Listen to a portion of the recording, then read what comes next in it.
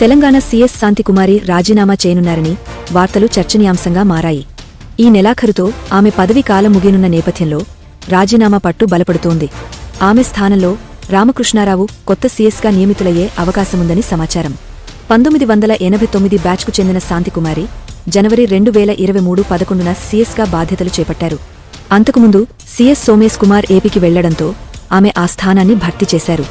ఇక రాష్ట్ర సమాచార హక్కు చట్టం ప్రధాన కమిషనర్ పదవి 2020లో ఖాళీ అయినప్పటికీ ఇప్పటివరకు భర్తీ కాలేదు.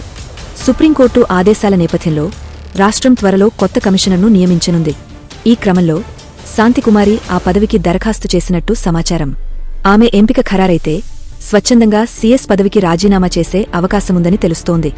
ఇప్పటికే నోటిఫికేషన్ విడుదల చేసిన ప్రభుత్వం అర్హుల జాబితా సిద్ధం చేసినట్టు సమాచారం. దీంతో శాంతికుమారి పేరు ప్రకటించే సమయం సన్నద్ధమైంది. ఇలాంటి మరిన్ని అప్డేట్స్ కోసం న్యూస్ నో ఛానల్ని సబ్స్క్రైబ్ చేయండి. లైక్, షేర్ అండ్ కామెంట్ చేయడం మర్చిపోవద్దు. జై హింద్.